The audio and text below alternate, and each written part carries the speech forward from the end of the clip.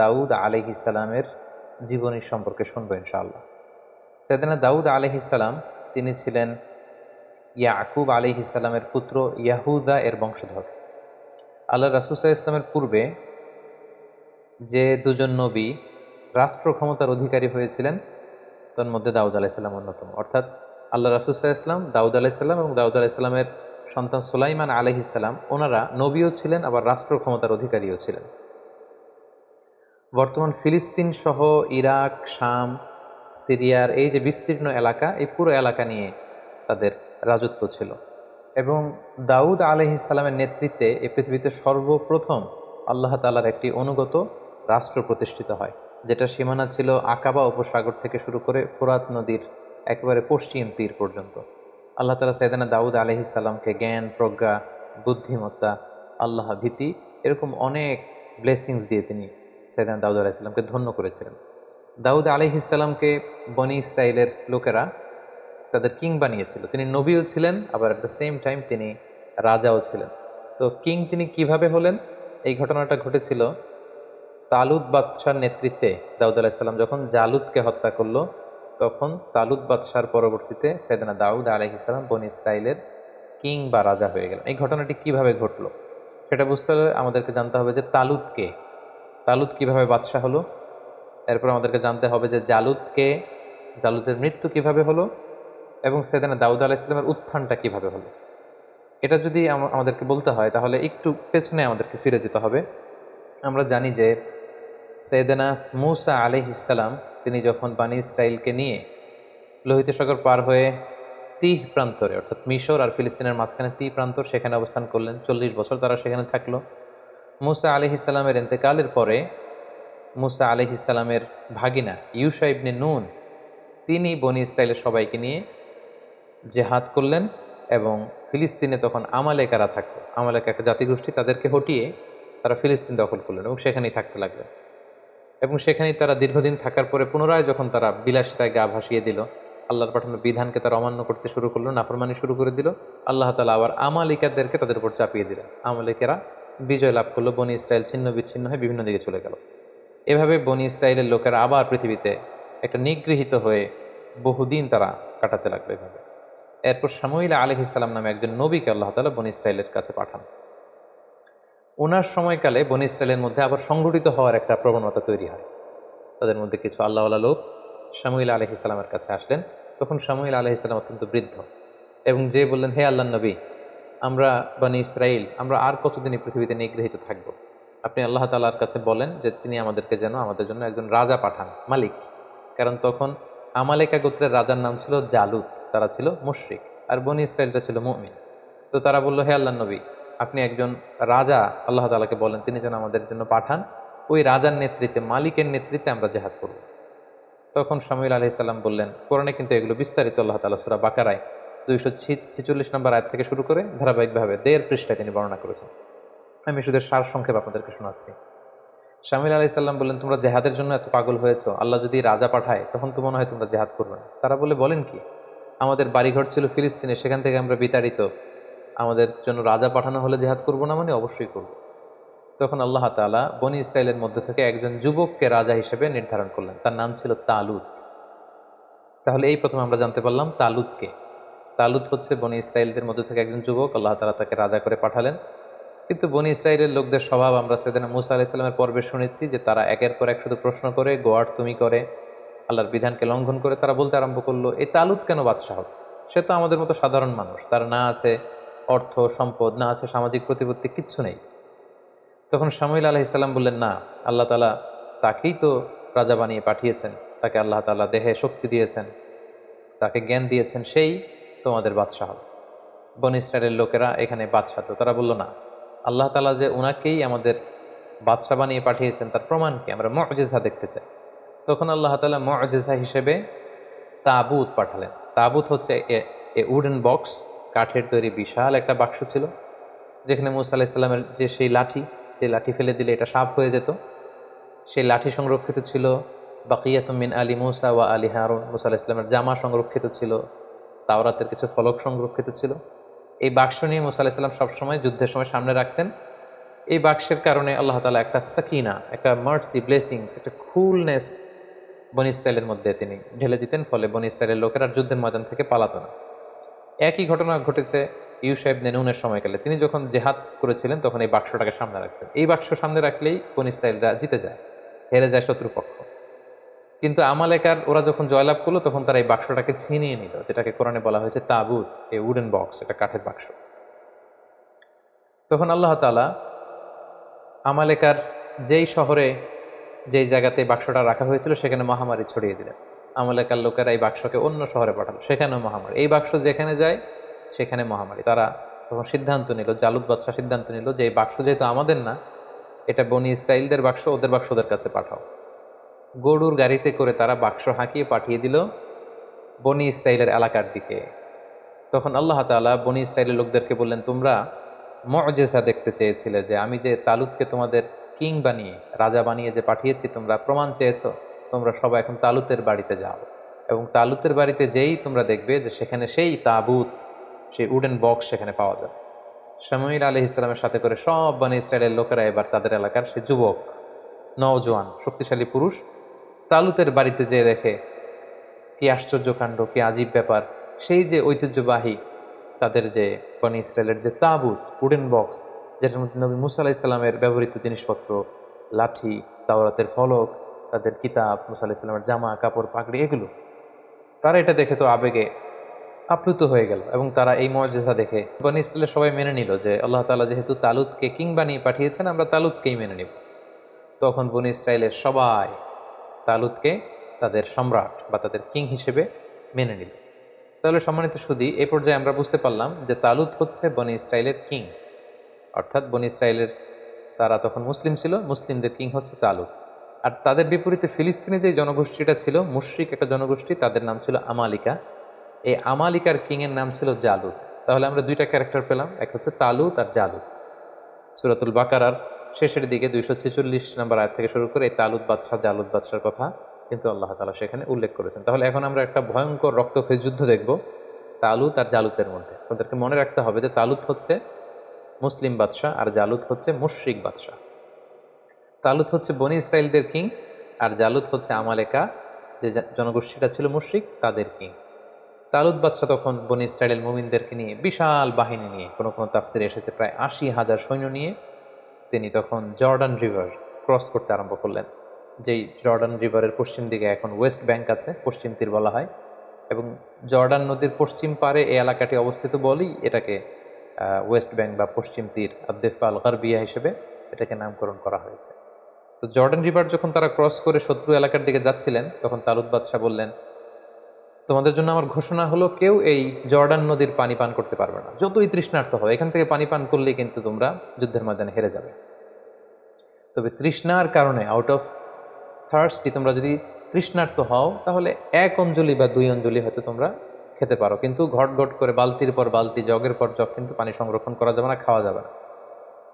কিন্তু ওনার সাথে থাকা হাজার হাজার সৈন্য ফিতনায় পড়ে গেল, পরীক্ষায় পড়ে গেল। প্রচণ্ড গরমে, তাপ দাহে, তৃষ্ণায় ওরা পানি খেতে শুরু করলো, ফলে কেউই আর ওই পারে যেতে পারলো না, অল্প কয়েক হাজার সৈন্য ছাড়া। এবার এই অল্প কয়েক হাজার সৈন্য নিয়েই মুসলিম বাদশাহ তালুত তিনি দাঁড়ালেন।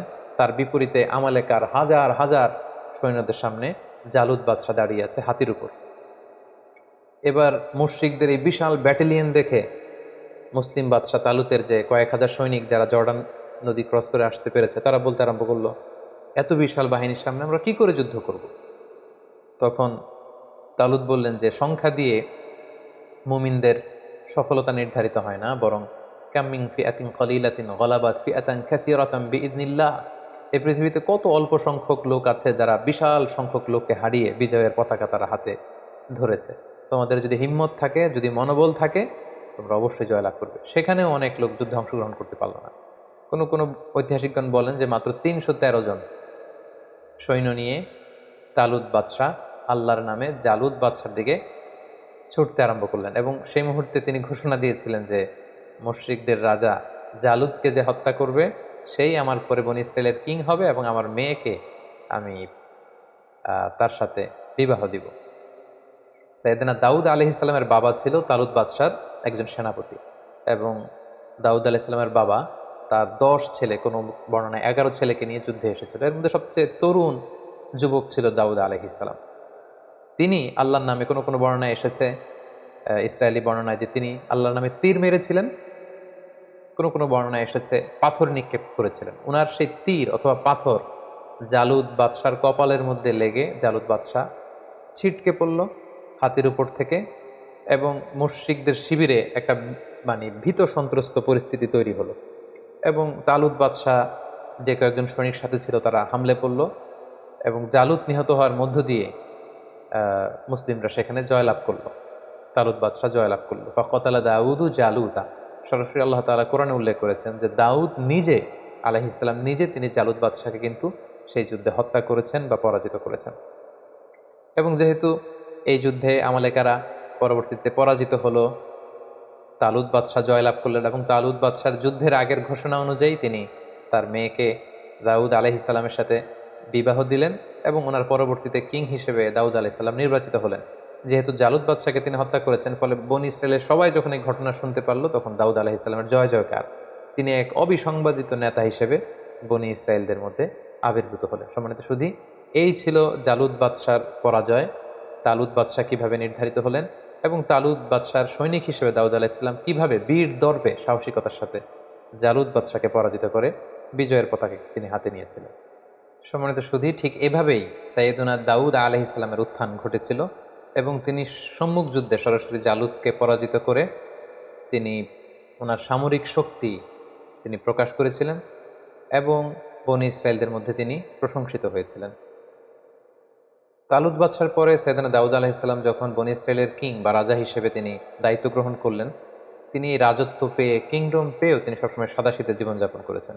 তো এই বুখারী মুসলিমের হাদিস থেকে আমরা জানি যে তিনি দিনের বেলা রোজা রাখতেন, রাতে তাহাজ্জুদ পড়তেন, এবং খুবই সিম্পল লাইফ তিনি লিড করতেন। ওনার ব্যাপারে আল্লাহ তাআলা কোরআনের বিভিন্ন সূরাতে বিভিন্ন আয়াতে উল্লেখ করেছেন। আল্লাহ তাআলা বলছেন, ওয়াযকুর আবাদানা দাউদা যাল আইদি ইন্নাহু আওয়াব। সূরাতুস সাদে আল্লাহ তাআলা বলছেন যে, হে নবী, আপনি দাউদের কথা কোরআনে উল্লেখ করুন, সে ছিল যাল আইদ, শক্তিশালী, আল্লাহর আইন বাস্তবায়নে শক্তিশালী ছিল। ইন্নাহু আওয়াব, তিনি আল্লাহমুখী ছিলেন, সবসময় আল্লাহমুখী থাকতেন। সূরাতুন নামলের 15 নম্বর আয়াতে আল্লাহ তাআলা বলেন, ওয়ালাকাদ আতাইনা দাউদা ওয়া সুলাইমানা ইলমা। আমি আমার নবী দাউদকে এবং সুলাইমানকে উভয়কে জ্ঞান দিয়েছি। I placed them with knowledge. সূরা সাবার 10 নম্বর আয়াতে আল্লাহ তাআলা বলেন, ওয়ালাকাদ আতাইনা দাউদা মিন্না ফাদলা। আমি দাউদকে আমার পক্ষ থেকে বিশেষ অনুগ্রহ আমি দান করেছি। সূরাতুস সাদের 20 নম্বর আয়াতে আল্লাহ তাআলা বলেন, ওয়া শাদাদানা মুলকা। আমি দাউদের কিংডম, সালতানাতকে মজবুত করেছি। ওয়া আতাইনাহুল হিকমা। আমি তাকে উইজডম দিয়েছি, প্রজ্ঞা দিয়েছি। ওয়া ফাসলাল খিতাব। আর তাকে আমি বিচার কার্যের ফায়সালা কি করে দিতে হয় সেই জ্ঞান আমি দান করেছি। সূরাতুস সাদের 26 নম্বর আয়াতে আল্লাহ তাআলা ইরশাদ করছেন, ইয়া দাউদ ইন্না জাআলনাকা খলিফাতান ফিল আরদ। হে দাউদ, আমি আমার বিশেষ অনুগ্রহে তোমাকে এই জমিনের খলিফা বানিয়েছি। তুমি হচ্ছে এই পৃথিবীর খলিফা, খলিফাতুল্লাহি ফিল আরদ, পৃথিবীতে আল্লাহর খলিফা। ফাহকুম বাইনান নাস বিল হক। মানুষের মাঝে সত্য সহকারে যথাযথভাবে তুমি বিচার কার্যের ফায়সালা করো। ওয়ালা তাত্তাবিউল হাওয়া। হে দাউদ, তুমি প্রবৃত্তির অনুসরণ করো না। ফায়ুদিল্লাকা আন সাবিলিল্লাহ। প্রবৃত্তির অনুসরণ যদি করো, তাহলে এই প্রবৃত্তির অনুসরণ তোমাকে আল্লাহর রাস্তা থেকে বিচ্যুত করে দিবে। এভাবে বিভিন্ন আয়াতে আল্লাহ তাআলা দাউদ আলাইহিস সালামের ব্যাপারে উল্লেখ করেছেন। সাইয়েদনা দাউদ আলাইহিস সালামকে আল্লাহ স্পেশাল একটা মুআজিজা দিয়েছিলেন, সেটা হচ্ছে তিনি যদি লোহার মধ্যে হাত লাগাতেন, মুহূর্তেই সেই লোহা গলে নরম হয়ে যেত। অর্থাৎ লোহা নরম হওয়ার মুআজিজা আল্লাহ তাআলা দাউদ আলাইহিস সালামকে দান করেছিলেন। সূরা সাবার 11 নম্বর আয়াতে আল্লাহ তাআলা বলেন, ওয়া আলান্না লাহুল হাদিদ। আমি দাউদের জন্য লোহাকে নরম করে দিয়েছি। এই লোহাকে নরম করে গলিয়ে পিটিয়ে তিনি বিভিন্ন জিনিস বানাতেন। কি বানাতেন সেটা সূরাতুল আম্বিয়ার 80 নম্বর আয়াতে আল্লাহ তাআলা বলছেন যে সাইয়েদনা দাউদ আলাইহিস সালাম বর্ম বানাতেন, আর্মার, সাজোয়া। যুদ্ধের ক্ষেত্রে, যুদ্ধের আক্রমণ থেকে, অ্যাটাক থেকে বাঁচার জন্য যোদ্ধারা যে যুদ্ধস্ত্রাণ পরে, লোহার তৈরি শেকলের বুনন দিয়ে তৈরি যে আর্মার পরে, সাজোয়া পরে, তিনি সেটা বানাতে পারতেন। আল্লাহ তাআলা বলছেন, ওয়া আল্লামনাহু সনাআতা লাবুসিল লাকুম। আমি দাউদকে কি করে যুদ্ধের পোশাক বর্ম বানাতে হয় সেটা শিখিয়েছি। লিতুহসিনাকুম মিন বাসিকুম, যাতে করে এই বর্ম পরার কারণে যুদ্ধের ময়দানে আঘাত থেকে তোমরা বাঁচতে পারো। সাইয়েদনা দাউদ আলাইহিস সালামের একটি বিশেষ গুণ ছিল যে তিনি নিজ হাতে উপার্জন করতেন। এত বড় রাজত্ব পেয়েও, এত বড় কিংডম পেয়েও কিন্তু তিনি সাদাসিধে জীবনযাপন করেছেন। সহিহ বুখারীর 2072 নম্বর হাদিসে আল্লাহ রাসূল সাল্লাল্লাহু আলাইহি ওয়াসাল্লাম বলেন, ওয়া ইন্না নাবিয়াল্লাহি দাউদ আলাইহিস সালাম কানা ইয়াকুলু মিন আমালি ইয়াদিহি। আল্লাহ নবী দাউদ আলাইহিস সালাম নিজ হাতে উপার্জিত অর্থ থেকে জীবন ধারণ করতেন। ভেরি সিম্পল লাইফ লিডিং তিনি করতেন। সবচেয়ে মজার ব্যাপার হচ্ছে, নবীদের মধ্যে সবচাইতে সুরেলা কণ্ঠের অধিকারী কিন্তু ছিলেন সাইয়েদনা দাউদ আলাইহিস সালাম। উনি যখন ওনার উপর কিন্তু নাজিল হয়েছিল 4টা যে মেজর মৌলিক আসমানি কিতাব, জাবুর কিতাবটি আল্লাহ তাআলা দাউদ আলাইহিস সালামের প্রতি নাজিল করেছেন, এবং তিনি যখন আকাবা উপসাগরের তীরে বসে জাবুর কিতাব তেলাওয়াত করতেন, আকাশের পাখিগুলো ড্রপ করে নিচে নেমে যেত, তার চারদিকে প্যারেড করতে থাকতো, ঘেরাও দিয়ে থাকতো। সাগরের মাছগুলো সাগর ছেড়ে দিয়ে কিনারায় চলে আসতো। ওনার তাসবির সাথে সাথে পাহাড়গুলো, পাখিগুলো সব কিছু তাসবিহ করতে থাকতো। সুবহানাল্লাহি বিহামদিহি। আল্লাহ তাআলা সূরা নিসার 163 নম্বর আয়াতে বলছেন, ওয়া আতাইনা দাউদা জাবুরা, আমি দাউদকে জাবুর কিতাব দান করেছি। সূরাতুল আম্বিয়ার 79 নম্বর আয়াতে আল্লাহ তাআলা বলেন, ওয়া সাখখারনা মা দাউদ আল জিবাল ইউসাব্বিহনা ওয়াত তাইর, আমি পাহাড়কে দাউদের জন্য বশীভূত করেছি। সে যখন তাসবিহ পড়তো, জাবুর পড়তো, পাহাড়ও পড়তো, পাখিরাও তাসবিহ পড়তো। সূরা সদের 18 এবং 19 নম্বর আয়াতে আল্লাহ তাআলা বলেন, ইন্না সাখখারনাল জিবালা মাআহু ইউসাব্বিহনা বিল আশি ওয়াল ইশরাক, পাহাড়কে আমি দাউদের জন্য বশীভূত করেছি। সকাল সন্ধ্যা সে যখন তেলাওয়াত করতো, পাহাড়ও তাসবিহ পড়তো। ওয়াত তাইরা মাহশুরা, পাখিগুলো এসে ওনার চারদিকে ভিড় জমাতো। কুল্লুল্লাহু আওয়াব, সব কিছু আল্লাহ তাআলার তাসবিহ পড়তো। এবং দাউদ আলাইহিস সালামের কণ্ঠ যে অত্যন্ত সুন্দর ছিল, মেলোডিয়াস ভয়েস ছিল, এটা বিশ্বনবী সাল্লাল্লাহু আলাইহি ওয়াসাল্লাম উল্লেখ করেছেন। সহিহ মুসলিমের 793 নম্বর হাদিসে একটি ঘটনা এসেছে যে আবু মুসা আল আশআরী রাদিয়াল্লাহু তাআলা আনহু সাহাবাদের মধ্যে খুব সুরেলা কণ্ঠের অধিকারী ছিলেন। তো উনি একবার রাতে ঘরে বসে কোরআন তেলাওয়াত করছেন, আল্লাহ রাসূল সাল্লাল্লাহু আলাইহি ওয়াসাল্লাম ওনার ঘরের পাশ দিয়ে যাচ্ছিলেন। তিনি হঠাৎ দাঁড়িয়ে দীর্ঘ সময় কোরআন তেলাওয়াত শুনলেন। তারপর দিন ফজরের পরে তিনি আবু মুসা আল আশআরী রাদিয়াল্লাহু তাআলা আনহুকে বললেন, হ্যাঁ আবু মুসা, তুমি কি জানো গত রাতে আমি তোমার ঘরের পাশে দাঁড়িয়ে তোমার কণ্ঠের কোরআন তেলাওয়াত শুনেছি। ইয়া আবা মুসা লাকাদ উতিতা মিজমারান মিন মাজামিরি আলি দাউদ, দাউদ আলাইহিস সালামের বংশে বা দাউদ আলাইহিস সালামের কণ্ঠে আল্লাহ যে সুরের ঝংকার দিয়েছেন, এই উম্মতের মধ্যে তোমার কণ্ঠে আল্লাহ তাআলা সেই সুরের ঝংকার ঢেলে দিয়েছে। সুবহানাল্লাহি ওয়া বিহামদিহি। সহিহ মুসলিমের হাদিস থেকে বোঝা যায় যে দাউদ আলাইহিস সালামের কণ্ঠ যে অসাধারণ ছিল, এটা রাসূল সাল্লাল্লাহু আলাইহি ওয়াসাল্লাম স্বীকৃতি দিয়েছেন। আল্লাহর নবী সাইয়েদনা দাউদ আলাইহিস সালাম তিনি আকাবা উপসাগরের তীরে বসে ওনার উপর নাজিল হওয়া জাবুর কিতাব তিনি শনিবারে তেলাওয়াত করতেন। এবং আমরা জানি শনিবারটি হচ্ছে ইহুদিদের কাছে অত্যন্ত পবিত্র দিন। এজন্য সাইয়েদনা দাউদ আলাইহিস সালাম যখন শনিবারে জাবুর কিতাব তেলাওয়াত করতেন আকাবা উপসাগরের তীরে বসে, সাগরের মাছগুলো তখন এই তেলাওয়াত শুনবার জন্য তীরে চলে আসতো, সাগর ছেড়ে দিয়ে ডাঙ্গার কাছাকাছি চলে আসতো। এজন্য আল্লাহ তাআলা সে এলাকাতে ঘোষণা দিলেন যে শনিবারে মাছ ধরা নিষেধ, শনিবারে কেউ মাছ ধরতে পারবে না। সপ্তাহের বাকি 6টি দিন তোমরা মাছ শিকার করতে পারবে, কিন্তু শনিবারে কেউ মাছ শিকার করতে পারবে না। দাউদ আলাইহিস সালামের কওমের লোকেরা তারা কৌশল করলো, তারা শনিবারে কেউই মাছ ধরতো না, বরং মাছগুলো যখন আসতো তারা সাগরের মধ্যে বেড়ি দিয়ে রাখতো, বাঁধ দিয়ে রাখতো, যাতে করে মাছগুলো আবার ফিরে যেতে না পারে। তারা রবিবারে যে এসে মাছগুলো ধরতো। সবাই বলতে আরম্ভ করলো, কেন এই মাছগুলো ধরছো? তারা তখন উত্তরে বলতো, কৌশল করে বলতো যে আল্লাহ তাআলা তো শনিবারে মাছ ধরা নিষেধ করেছেন, আমরা তো শনিবারে ধরছি না, আমরা মাছ ধরছি রবিবারে। তাদের এই কৌশলের কারণে আল্লাহ তাআলা তাদের প্রতি রাগান্বিত হয়ে ঘোষণা দিলেন, খুনু কিরাদাতান খাসিইন, তোমরা আমার এই বিধান, আমার এই নির্দেশনা, আমার এই আদেশকে লঙ্ঘন করার কারণে অভিশপ্ত বানর হয়ে যাও। ফলে তারা বানর হয়ে গেল। তার মানে দাউদ আলাইহিস সালামের কওমের মধ্যে থেকে যারা আল্লাহ তাআলার এই বিধানটি অমান্য করেছিল, তাদেরকে কিন্তু আল্লাহ তাআলা অভিশপ্ত বানরে রূপান্তরিত করেছিলেন। আল্লাহর নবী দাউদ আলাইহিস সালাম তিনি একদিন অন্তর অন্তর সিয়াম পালন করতেন, যেটি সুনানে নাসাইর 2388 নম্বর হাদিসে উল্লেখ রয়েছে। আল্লাহ রাসূল সাল্লাল্লাহু আলাইহি ওয়াসাল্লাম বলেছেন যে আফদলুস সিয়াম সিয়ামু দাউদ, রোজার মধ্যে পৃথিবীতে শ্রেষ্ঠ রোজা হচ্ছে দাউদ নবীর রোজা। কারণ কানা ইয়াসুমু ইয়াওমান ওয়া ইউফতিরু ইয়াওমান, তিনি একদিন রোজা রাখতেন, তারপর দিন রাখতেন না, এরপরের দিন আবার রাখতেন, তারপরের দিন আবার রাখতেন না। সুবহানাল্লাহ। তিনি এভাবে সারা জীবন একদিন অন্তর অন্তর রোজা রেখেছেন। সাইয়েদনা দাউদ আলাইহিস সালামের ব্যাপারে হাদিসে একটি চমৎকার ঘটনা উল্লেখ রয়েছে।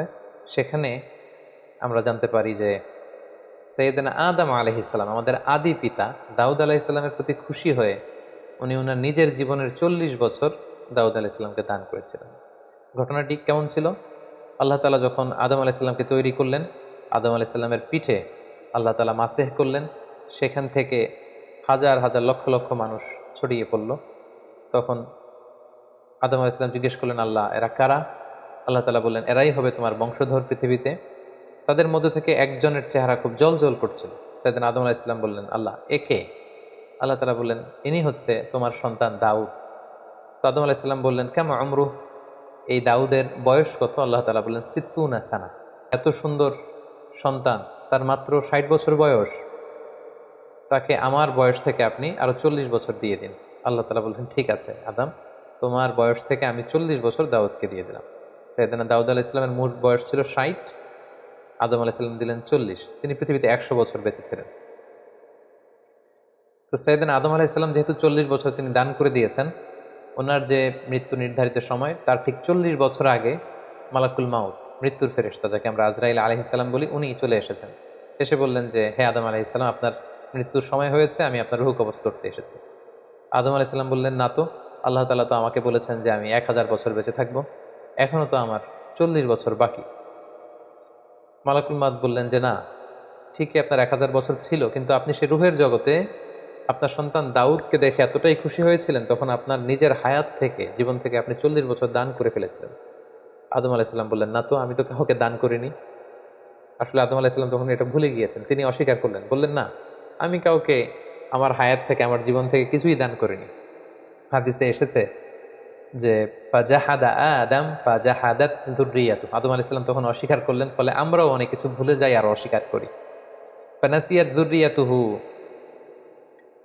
আদম আলাইহিস সালাম ভুলে গিয়েছেন, আমরাও ভুলে যাই। তিনি অস্বীকার করেছেন, আমরাও মাঝে মাঝে অস্বীকার করি।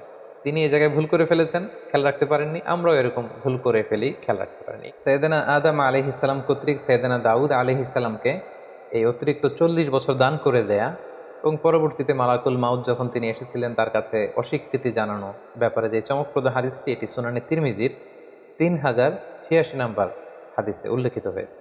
সম্মানিত সুধী, এ পর্যায়ে আমরা সাইয়েদনা দাউদ আলাইহিস সালামের জীবনী থেকে আমাদের জন্য কি কি শিক্ষা রয়েছে, লাইফ লেসন রয়েছে, আমরা সেগুলো নিয়ে আলোচনা করব। প্রথম যে শিক্ষাটা আমরা দাউদ আলাইহিস সালামের জীবনী থেকে পাই, সেটা হচ্ছে নবীরা সাহসী হয়, বীর হয়, দে আর ব্রেভ। পৃথিবীর সকল নবীরা সাহসী ছিলেন। এই পৃথিবীতে এমন কোনো নবী খুঁজে পাওয়া যাবে না যিনি ভীরু ছিলেন, পাওয়া যাবে না, বরং পৃথিবীর সকল নবীরাই সাহসী ছিলেন। আমরা যদি আমাদের নবী বিষ্ণু ঈসা ইসলামের ঘটনা দেখি, দেখব যে তিনি সাহসী ছিলেন। মুসা আলাইহিসসালাম সাহসী ছিলেন। দাউদ আলাইহিসসালামের যে ঘটনাটা, তিনি কিশোর হয়ে, যুবক হয়েও মুশরিকদের প্রতাপশালী বাদশাহ জালুতকে তিনি পরাজিত করেছেন, নিজে হত্যা করেছেন। সুবহানাল্লাহ বিহামদিহি। সো নবীদের জীবনী থেকে বীরত্বের এই শিক্ষাটা কিন্তু আমরা পাই।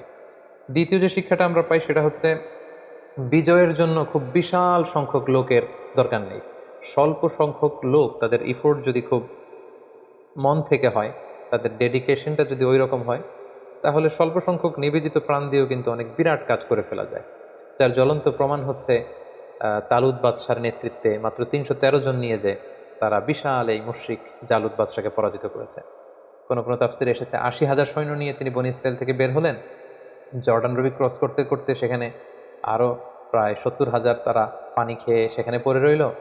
এরপরে যারা ছিল তারা বিশাল বাহিনী দেখে ভীরুতার কারণে সামনে এগোতে পারল না। পরবর্তীতে মাত্র 313 জন নিয়ে তিনি সামনে এগুলেন, এবং আল্লাহ তাআলার মেহেরবানিতে, তাদের ডেডিকেশনের কারণে, তাদের মনোবলের কারণে কিন্তু আল্লাহ তাআলা তাদেরকে বিজয় এনে দিয়েছেন। এবং খুব সুন্দরভাবে আল্লাহ তাআলা কালামুল্লাহ মাজিদে উল্লেখ করেছেন যে কাম্মিং ফিআতিন কলিলাতিন গলাবাত ফিআতান কাসীরাতান বিইذনিল্লাহ।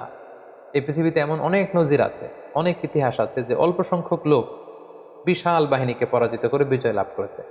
দরকার শুধু দৃঢ় মনোবলের, দরকার শুধু হিম্মতের। সবসময় ইসলামে একটা জিনিস খেয়াল রাখতে হবে যে সংখ্যা দিয়ে সফলতা নির্ধারিত হয় না, বরং সফলতা নির্ধারিত হয় সিনসিয়ারিটি দিয়ে। 3 নম্বর যে শিক্ষাটি আমরা পাই, সেটি হচ্ছে নেতৃত্বের জন্য সুস্বাস্থ্যের দরকার হয়। এটা দাউদ আলাইহিস সালামের ছিল। প্রজ্ঞা, ন্যায়নিষ্ঠা, উন্নত মানের বাগ্মিতার দরকার হয়। তার সবগুলোই কিন্তু যথাযথভাবে সাইয়েদনা দাউদ আলাইহিস সালামের জীবনীতে আমরা খুঁজে পাই।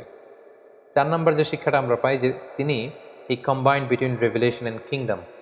আমরা বলেছি পৃথিবীতে সর্বপ্রথম ওনার সময়ই একটি আল্লাহ তাআলার বিধান সম্বলিত একটি রাষ্ট্র তিনি প্রতিষ্ঠা করেছিলেন, যেখানে আল্লাহর বিধান দিয়ে বিচার করা হতো, আল্লাহর আইন দিয়ে ফায়সালা দেওয়া হতো, যেখানে আল্লাহ তাআলার বাণী দিয়ে তিনি খলিফাতুল্লাহ ফিল আরদ হিসেবে, তিনি আল্লাহর খলিফা হিসেবে পৃথিবীতে তিনি বিচার কার্যের ফায়সালা দিয়েছেন। অর্থাৎ একদিকে তিনি আল্লাহর কাছ থেকে রেভেলেশন রিসিভ করতেন, ওহী, আবার একদিকে তিনি কিংডম অর্থাৎ রাজত্বের দায়িত্ব দায়ভার কিন্তু তিনি পালন করতেন। তাহলে দুইটা তিনি কম্বাইন করেছেন, তিনি নবীও ছিলেন আবার রাজাও ছিলেন।